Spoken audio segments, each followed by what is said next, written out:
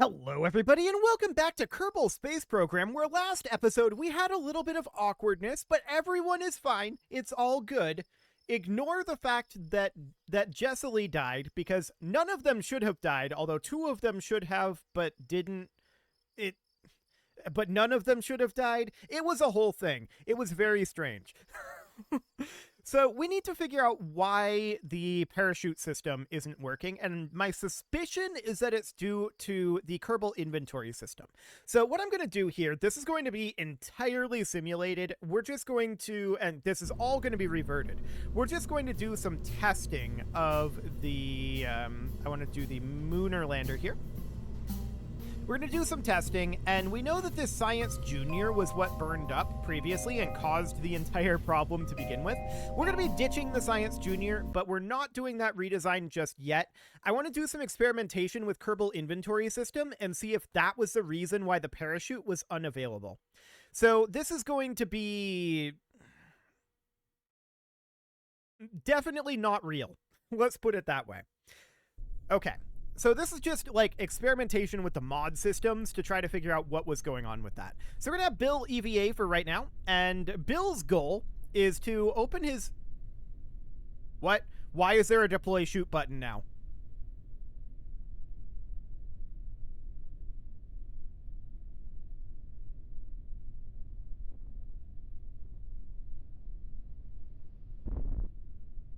Okay. He didn't deploy his chute, but I'm presuming that's because he was falling. He can repack his chute. Okay, I think it was just a bug then. So it should work fine. That's wild. Well then. Huh. That had to have been a bug. Interesting. So what I'm going to do right now then is we're going to do some redesign here. Now, these are, I believe... in quad? Dual. These are in dual. Okay. So we're going to move these down, and I'm just going to put them down here for now. This will be absolutely fine. We'll just have to make our way around here a little bit, and no big deal. I want to bring along the extra crew capacity for now, but what I don't want to bring along is this Science Junior. So that's getting out of here. Next up, we've got this service bay. So I'm going to take these waste hex cans, and this is trying to do. Probably rotation? Yeah, there we go. I'm going to take those out. We're going to put them there. And this is a second waste hex cam. Yeah, let's get rid of that. So my question then is our KER in here? So we don't need this. There's a Communitron. We should not need that. And yeah, here's our KER. So we'll take that on out of there, and then everything else in this service bay, including the service bay itself, I'm going to get rid of. This container module, we don't need to bring either. So we've got this metal hex can here, and that is in quad symmetry. Okay.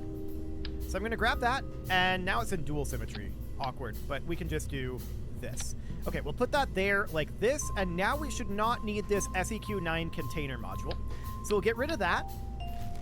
That's out of here. So now we have a fair amount less weight and a lot less height on this. That's very good for us. From here, of course, I still want to have this KER on here somewhere. Honestly, I don't really care where. So let's just put it right about here for now. This is very ugly, but this is intended to be disassembled once we get to our destination. So that should be reasonably fine. Now, we've got our drill, right? Maybe not. Okay, so we're going to need to grab our containers here. We're going to bring a storage locker, and we're going to bring the S storage locker, the small storage locker. So we're just going to plop that down here. I'm not going to quad couple it. We're just going to put it in just one of them. So that's going to go down here. We're going to open up that inventory, and then we're going to find any tools that we can. So I'm going to be... Right, we learned that we have to click and drag this to get it to go in. So we're going to bring like 5 explosives. We shouldn't need much more than that. I'm going to bring 5 screwdrivers. Actually, I'm going to bring 10. That's 2 per Kerbal that we're going to be bringing here. so that's 7, 8, 9, and 10. That's just in case we're bringing spares. We're going to bring some wrenches, and that's going to be the same 10, just in case. 5, 6, 7, 8, 9, and 10. Okay, so that should be all of the tools that we need there. I know for a fact that there are these mallets and survey stakes. So let's bring in some survey stakes here. Fallen Kerbal. Oh, okay. Interesting. Attaches to surface without a tool. Cool. So we're going to bring like 10 survey stakes for now. I don't know what we need these for. Used to mark out locations for grounded construction projects.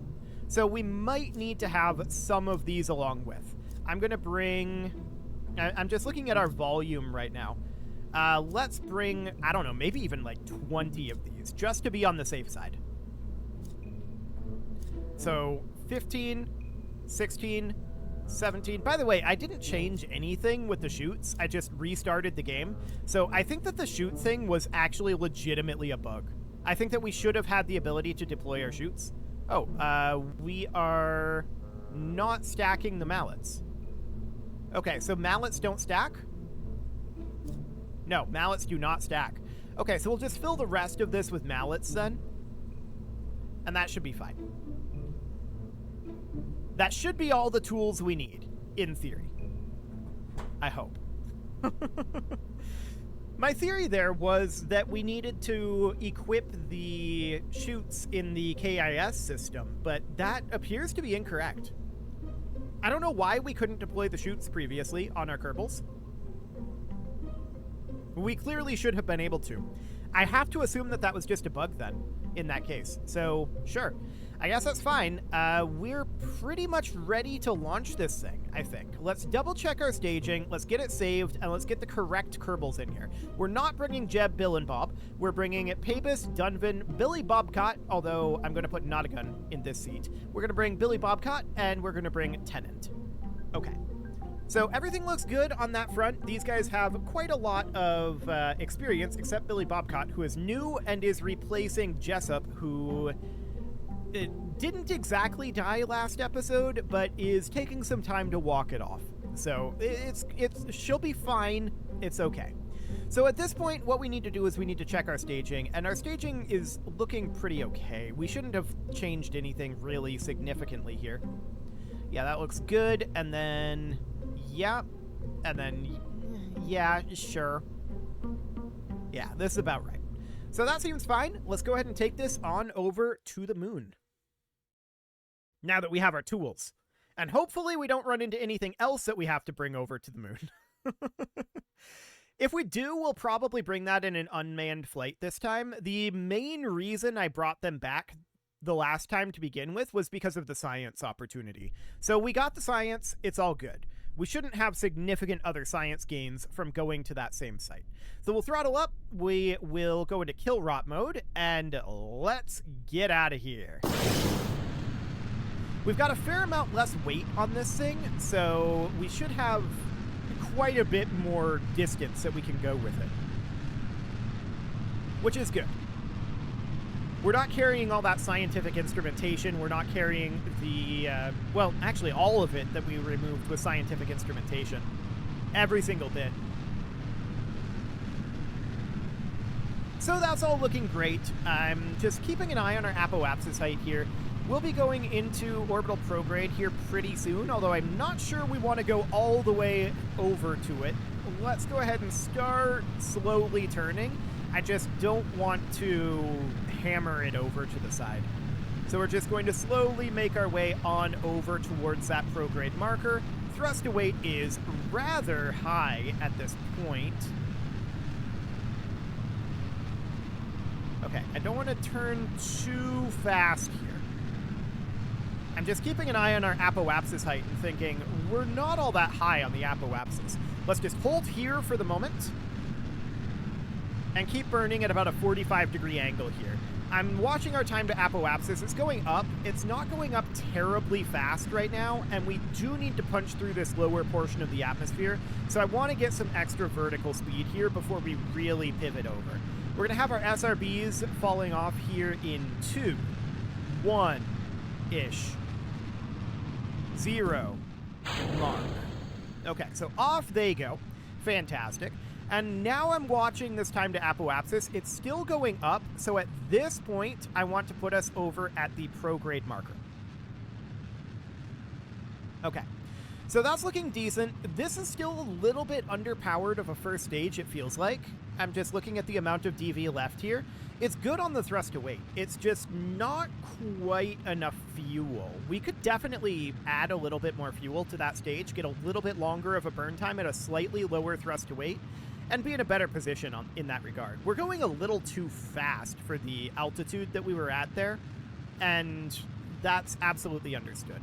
Apoapsis height is looking absolutely great. Let's just go to horizontal velocity up for right now and just get ourselves some horizontal speed. I'm going to keep burning this here until 120 is probably enough, right? We'll have a little extra fuel in this tank, I think. Yeah, we're still pretty low in the atmosphere, though. We're at about 60 kilometers right now. So we might have to push ourselves forward a little bit here. It's not much. Honestly, we're not seeing much loss to drag here. I think we're fine. So 68 kilometers right now. We're about to hit space. Let's hop over here, grab our apoapsis, add maneuver, and push this right on out. So just circularize that up, and as you can see here, we're going to be dipping into our transfer stage in order to get into orbit. That's fine. We don't have a problem with that.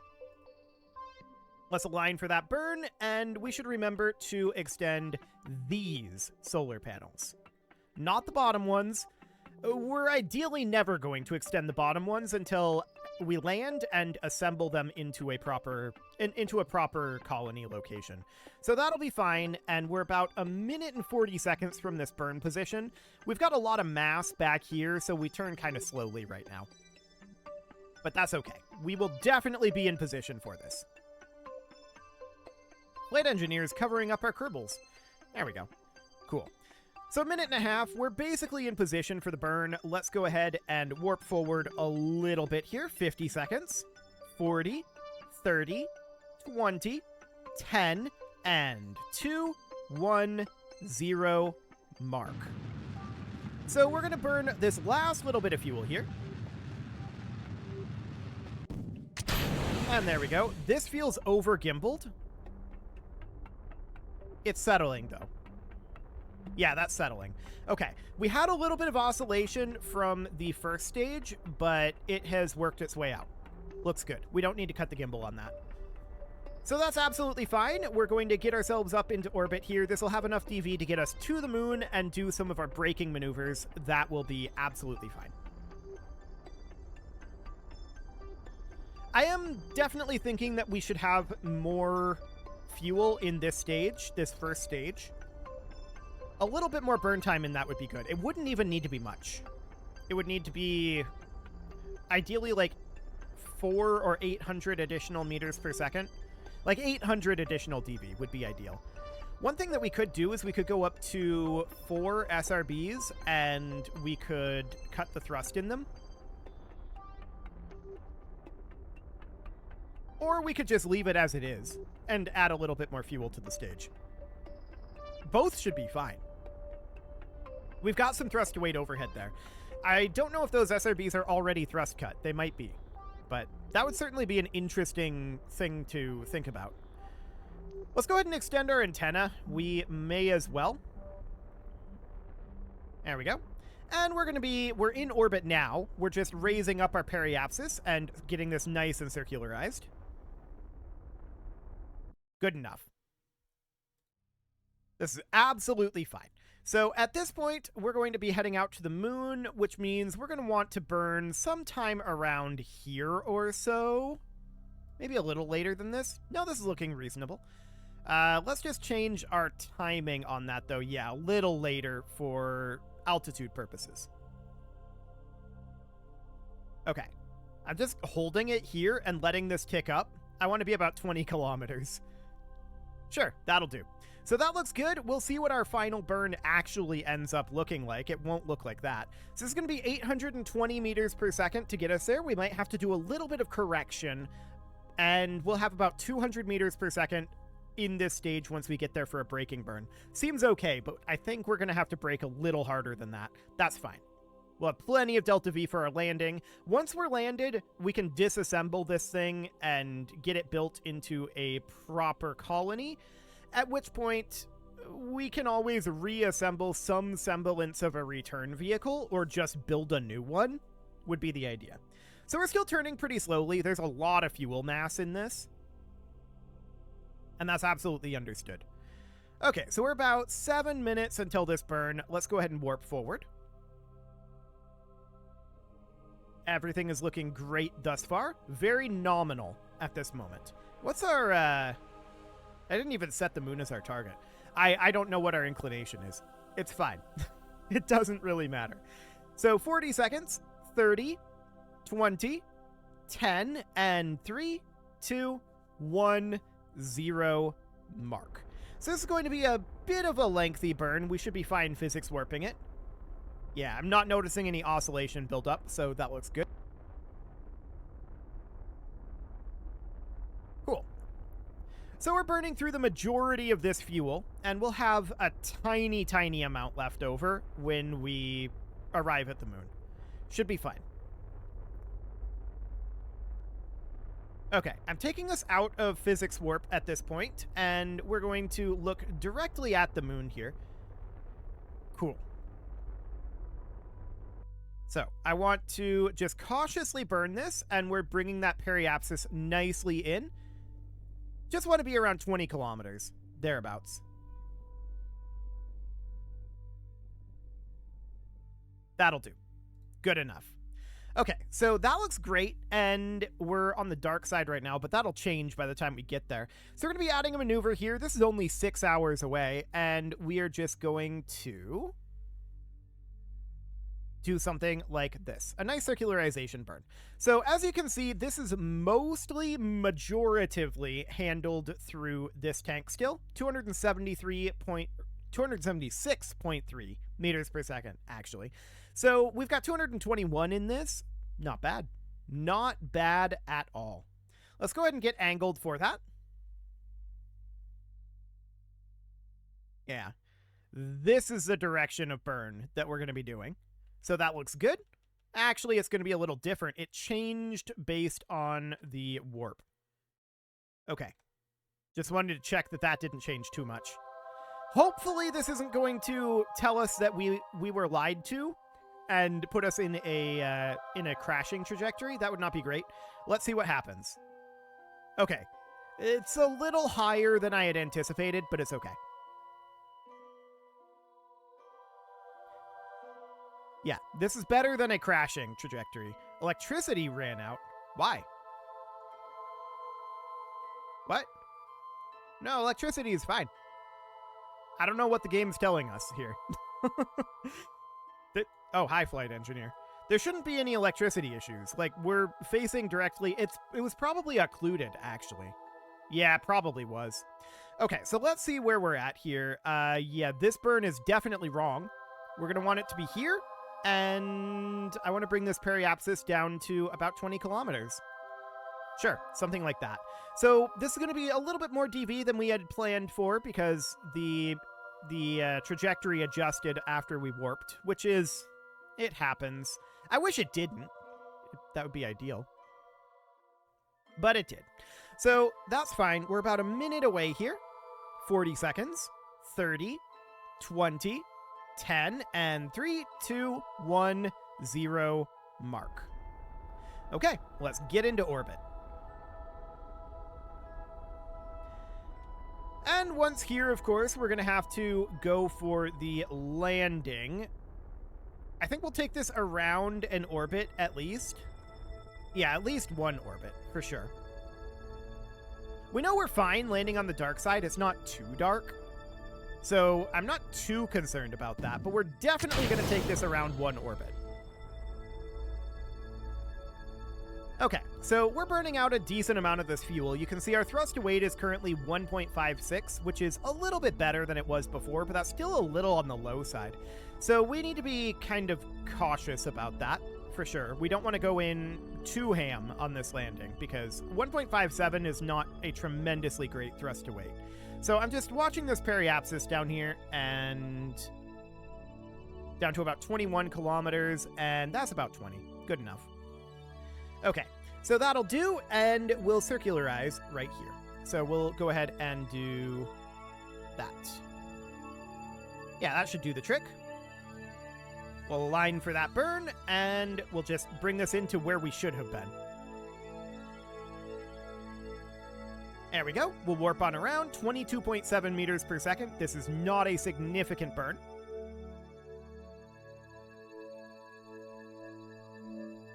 In space near the canyons. Oh my. Okay. That was a biome we didn't have. Alas, we were warping, and auto-warping at that. X-Science did pull us out of warp, but it was an auto-warp, so Pabus was here. Yes, I'm sure Pabus was.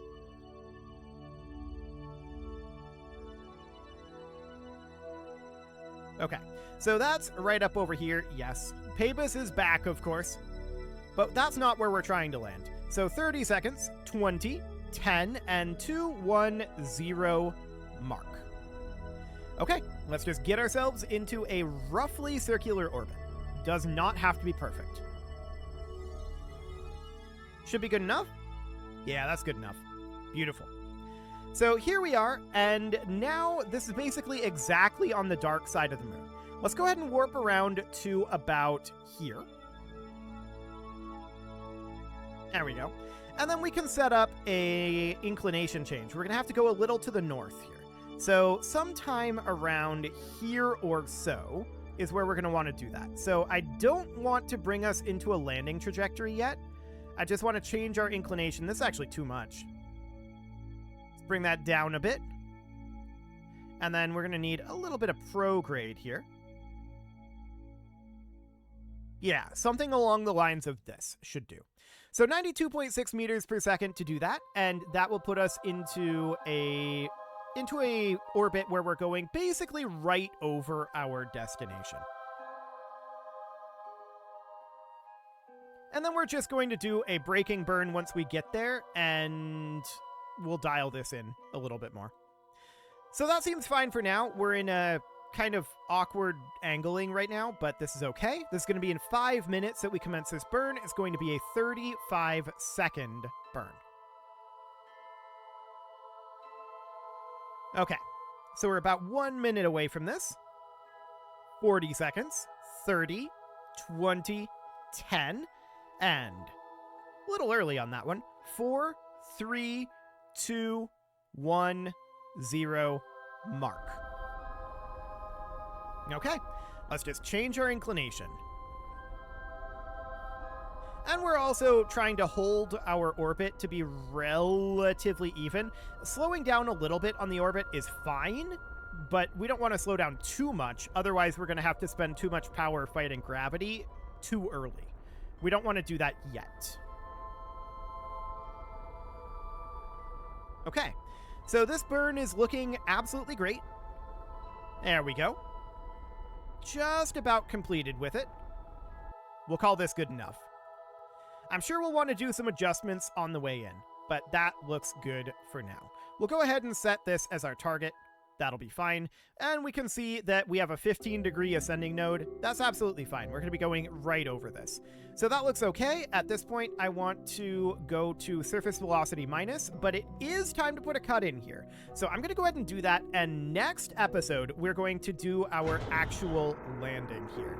You can leave your offerings to the engagement gods in the form of likes, comments, subscribes, and bell ringings, and a very special thank you to all of the channel members for making this video possible, including ALS Gamer, Dark Horse, Ethan Feldman, Upper Cumberland Gamers, Nick Smarty, Dimitri H, Punching the Microphone, The Lounge STL, and all the rest. And of course, you. Thank you for watching. If you'd like to support the channel, you can click the join button down below the video, and as always, I will see you all next time.